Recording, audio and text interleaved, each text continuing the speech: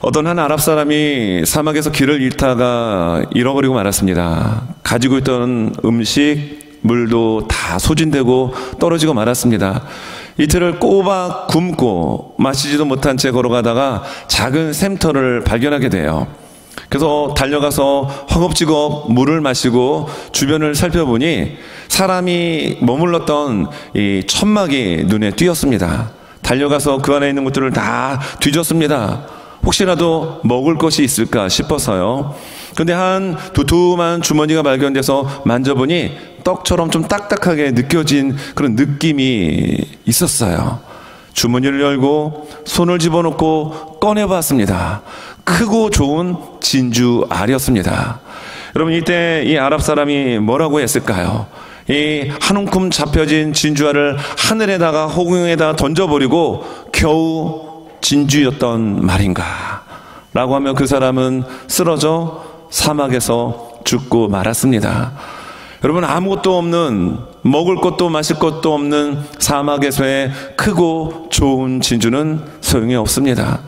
여러분, 우리에게 있어서 물질이 필요합니다. 또 사람도 필요합니다. 명예도 필요합니다. 그러나 그런 모든 것들이 있다 할지라도 우리의 생명을 잃어버린다면, 그리고 우리의 건강에 치명적인 그런 위협을 가할 수 있는 중병에 빠진다라고 한다면 이 세상에 있는 그 모든 것들이 무슨 소용이 있을까요?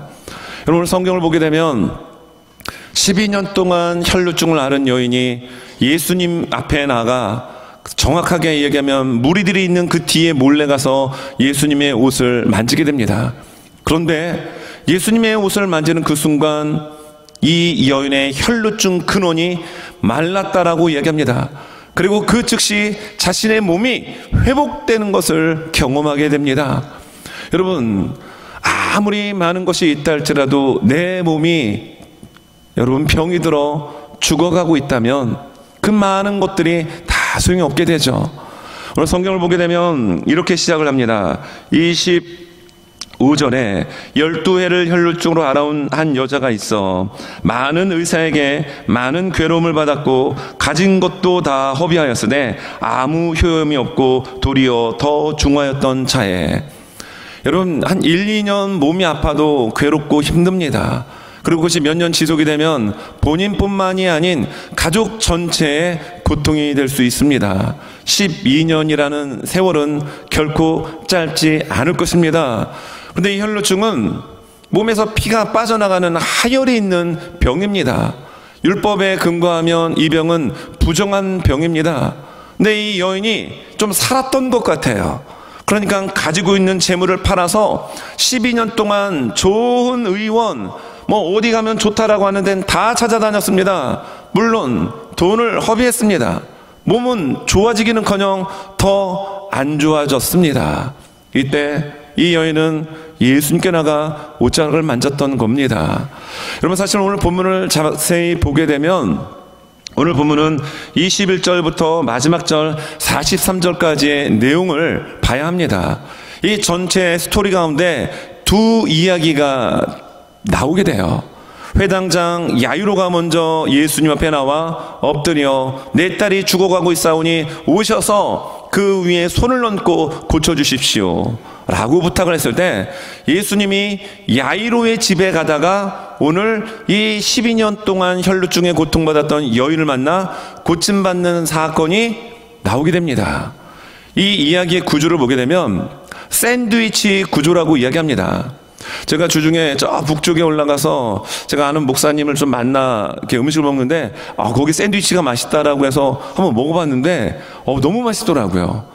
샌드위치 빵이 한 이 정도 두께인데 중간에 그냥 햄하고 야채를 거의 한 이 정도로 넣었는데 그거 먹다가 입이 찢어질 뻔했습니다. 그래서 나이프와 포크를 이용하여 썰어서 먹었습니다. 여러분, 샌드위치는 빵과 빵 사이에 햄과 야채를 가득 넣게 됩니다.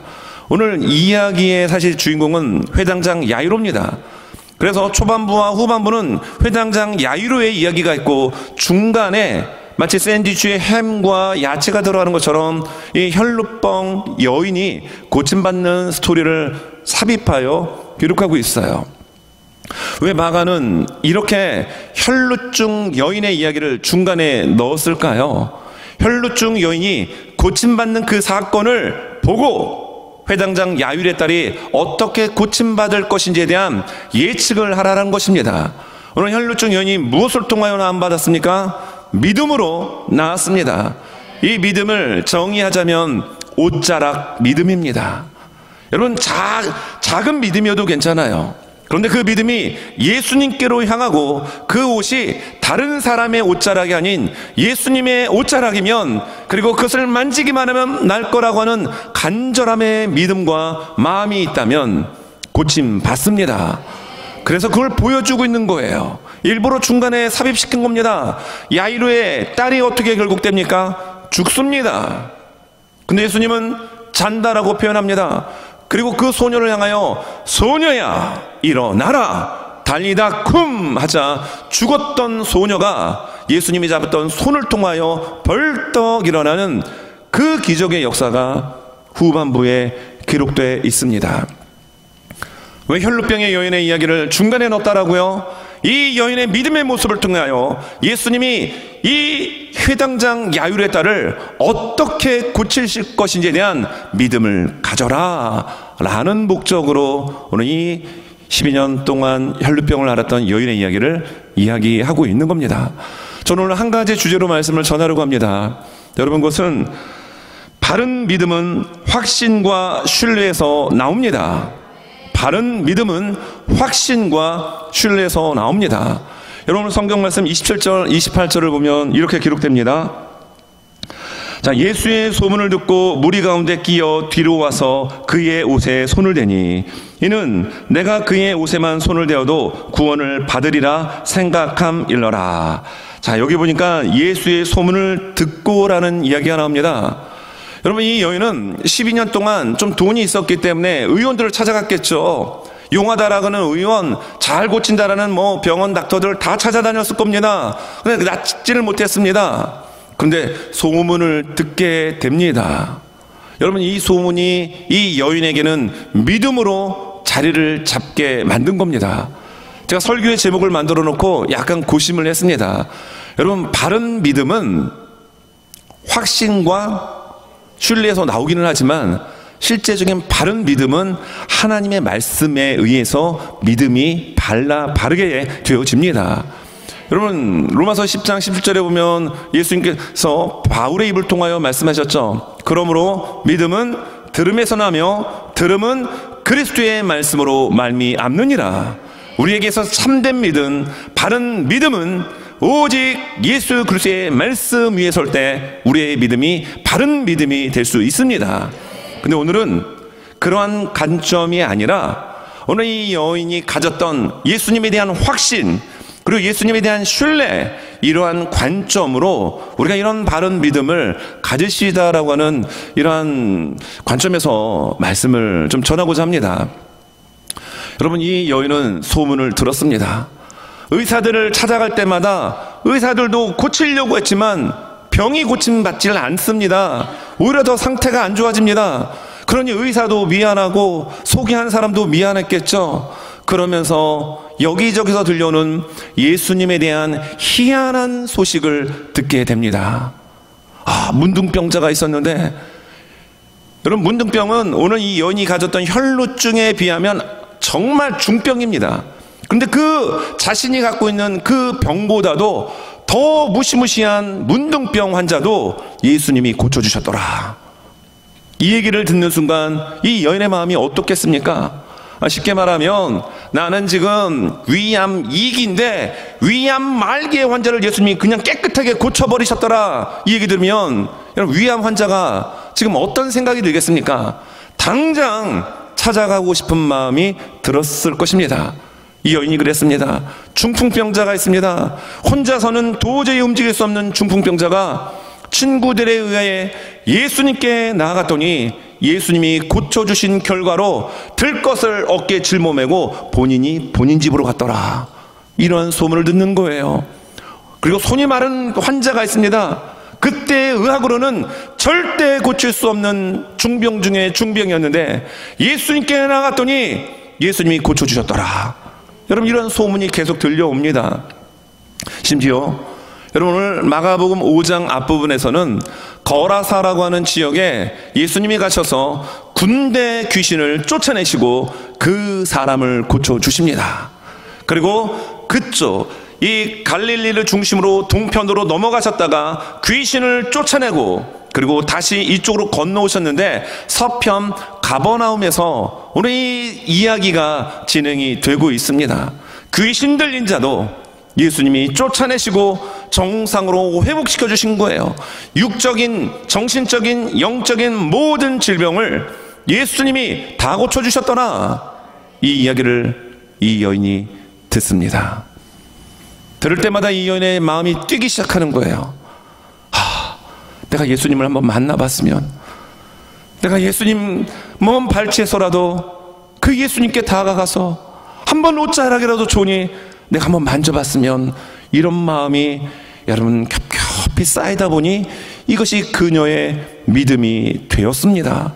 그리고 오늘 성경 말씀에 보게 되면 여기에 나오는 27절의 말씀처럼 예수의 소문을 듣고 이 여인이 어떻게 하죠? 행동으로 옮깁니다. 무리 가운데 끼어 뒤로 와서, 여러분 앞부분에 보면은 이 무리는 작은 무리가 아닙니다. 24절에 이에 그와 함께 가실새 큰 무리가 따라가며 애워싸 밀더라.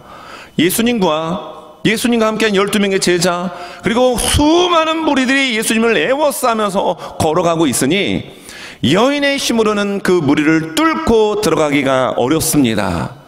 여러분 레위기 15장에 보게 되면, 여러분 19절부터 마지막 부분까지 보게 되면 유출병에 대한 이야기를 기록해주고 있어요. 유출병은 몸에서 고름이라든지 피가 이게 나오는 병입니다. 근데 이 여인이 혈루증입니다. 하혈을 하는 병이에요. 그러면 이 하혈은 그 말씀에 비춰보면 사람과 접촉하면 안 됩니다.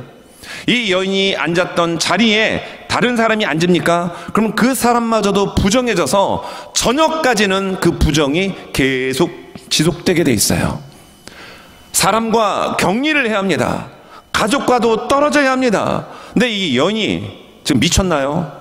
수많은 사람들이 둘러싸인 그 중심을 비집고 뚫고 들어갑니다. 어떤 믿음입니까? 죽어도 좋다. 사람들의 돌을 맞아 죽어도 좋고, 종교적으로 지탄을 받아도 좋고, 다 좋다.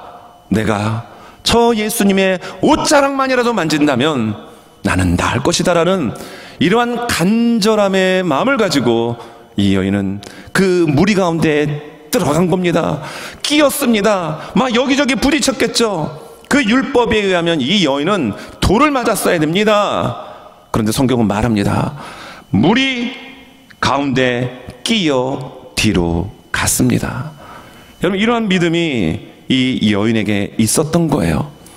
오늘 여러분 바른 믿음은 확신과 신뢰에서 나온다고 말씀드렸는데요, 이건 기본적으로 하나님 예수 그리스도의 말씀 위에서 우리의 바른 믿음이 나오지만, 오늘 이 본문에 초점을 맞춰 설명을 든다면 이 여인에게는 확신이 있었던 겁니다.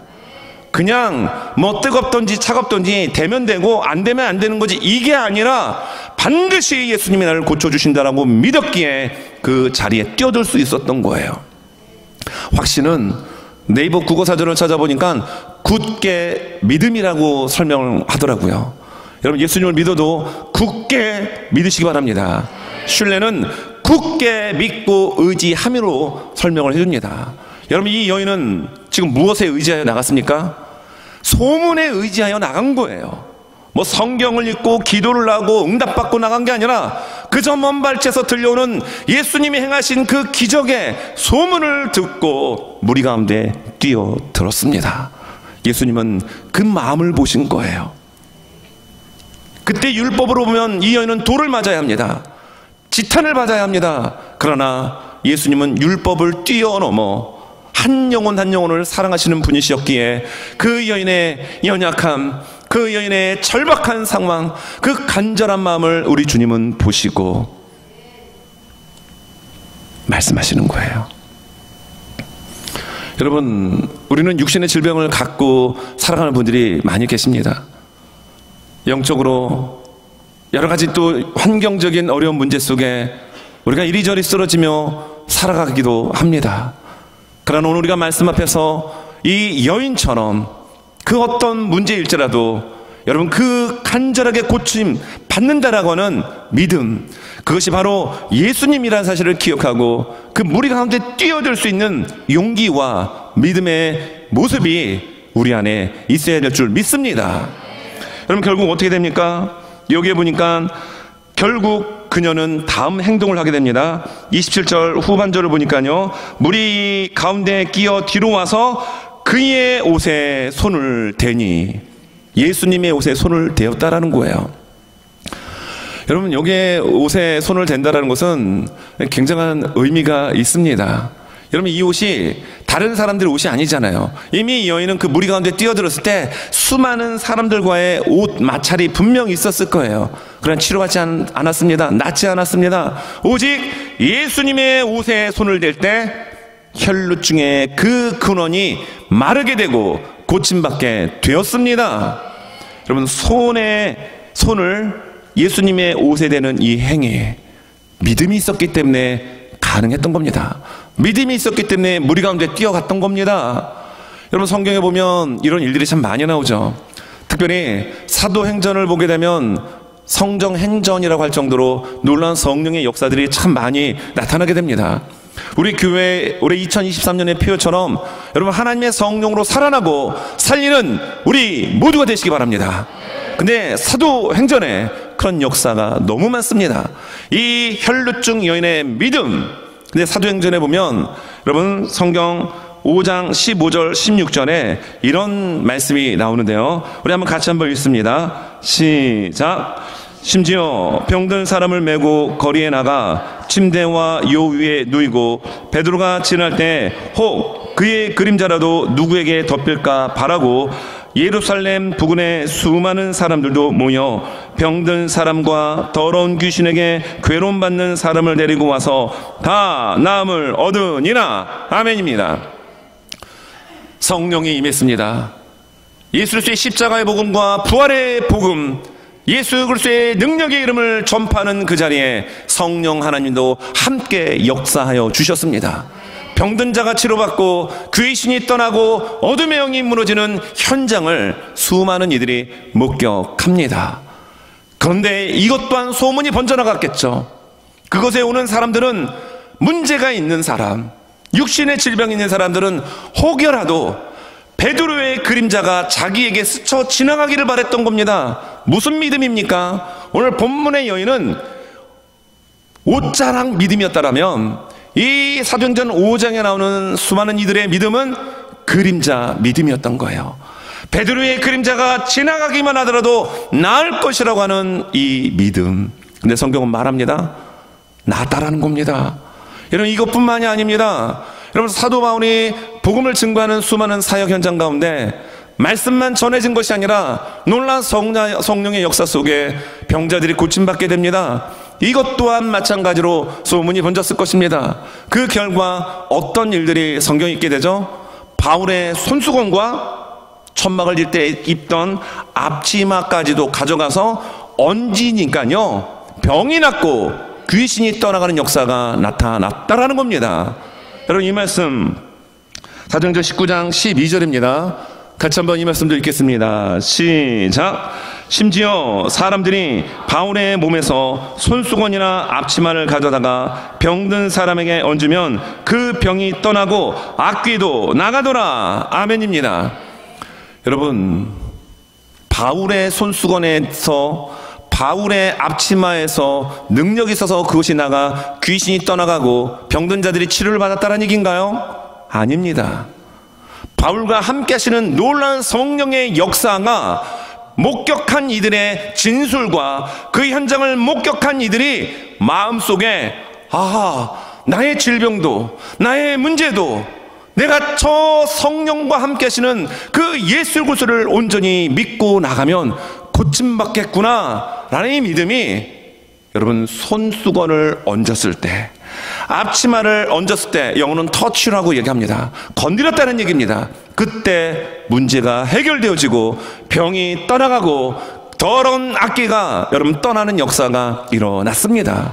무엇을 우리에게 말씀해 주고 있는 겁니까? 하나님의 성령의 역사는 간절하게 마음, 믿음 이걸 가지고 나가게 될 때 작은 것이랄지라도 하나님 그것을 통하여 역사하여 주신다라는 거예요. 그렇다고 여러분 손수건 앞치마 갖다 놓고 얹혀놓고 터치하고 하지는 마십시오. 백날 그래도 거기엔 능력이 없습니다. 능력은 하나님으로부터 나가는 겁니다. 성령님으로부터 나가는 거예요. 바울과 함께 하신 성령을 통하여 이렇게 역사가 나타난 거예요. 바울이 직접 다 일일이 안수하고 터치할 수 없으니까 하나님께서 성령을 통하여 이런 희한한 역사를 이루셨던 겁니다. 우리는 어디에 초점을 맞춰야 될까요? 그림자, 옷자락, 손수건, 앞치마가 아닙니다.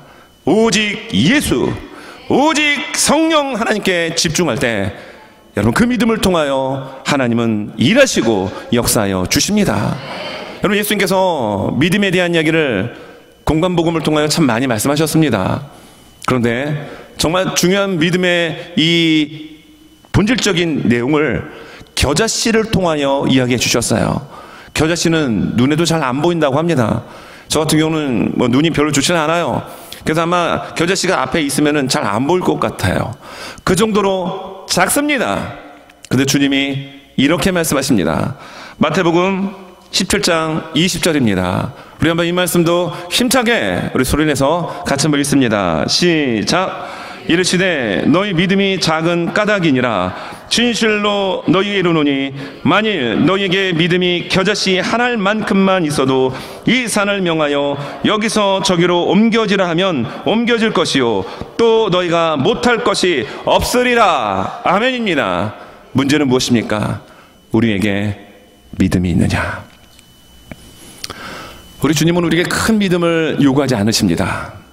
겨자씨만한 작은 믿음, 신뢰는 굳게 믿고 의지한다라는 뜻인 것처럼 내가 정말 겨자씨만한 믿음이 있다 할지라도 주님을 의지하고 성령님을 의지하고 나가게 되면 그 작은 볼품없는 겨자씨만한 믿음을 통해서 하나님은 놀라운 일들을 행하십니다. 여러분 그 하나님의 놀라운 행하시는 일들을 여러분 우리 교회 공동체와 또 여러분의 삶 가운데 늘 체험되고 경험될 수 있기를 예수님의 이름으로 축원합니다.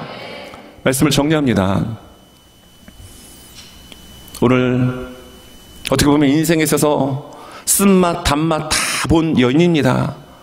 여러분 12년 동안 혈루증을 앓면서 많은 의원들을 찾아다녔다고 합니다. 그만큼 안정적인 생활을 했던 집안이었던 것 같아요. 돈이 많으면 뭘 합니까? 몸은 점점점 시름시름 앓고 고통 중에 있는데요. 세상에서 마신 따라가는 모든 국제적인 음식 다 앞에다 진수성찬을 차려놓는들 무슨 소용이 있겠어요? 먹을 수가 없는데. 이 여인의 처지가 딱 그런 처지였습니다. 근데 멀리서 들렸던 예수님에 대한 소문, 예수님이 행하신 일들에 대한 것들이 차곡차곡 그의 내면에 쌓여지면서 이것은 믿음으로 바뀌었습니다. 절대로 사람들에겐 다가가서는 안 된, 아니요, 내가 그 사람에게 다가가면 그 사람이 부정해진다니까요. 여러분 만약에 코로나가 걸렸다고 해보십시오. 코로나 환자가 걸렸는데 친구한테 악수하고 허구하고 입에다 대고 막 이야기를 하면 여러분 나중에 그 얘기를 들으면 어떻게 되겠습니까? 그냥 한 대 가서 줘받고 싶은 마음 들 겁니다. 내가 전염병에 걸렸으면 피해야 합니다. 그래서 우리가 코로나 내내 들었던 이야기 중에 한 축이 사회적 거리 아니었습니까? 전염력이 강하니까 거리를 둬야 합니다. 이 여인이 딱 그런 처지예요. 사람들 무리에 끼어들면 안 됩니다. 떨어져야 합니다. 왜? 그 사람들이 고생하니까요. 저녁 내내 부정한 사람 취급을 받기 때문입니다. 근데 그런 걸 다 떠나서 오직 예수님의 옷자락만이라도 만지면 나을 것이라고 하는 이 믿음 하나 가지고 무리 속에 뛰어들었고, 여러분 12년 동안 하혈을 했으면요 기운이 없을 겁니다.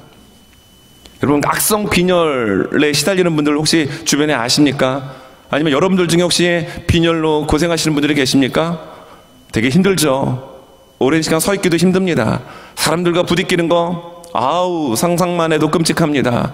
근데 이 여인은 그런 모든 악조건을 뛰어넘고 무리 가운데 뛰어들었습니다. 그리고 예수님의 옷자락을 만졌습니다. 그 즉시 어떻게 됩니까? 오늘 성경이 말씀하고 있는 것처럼 이렇게 이야기합니다.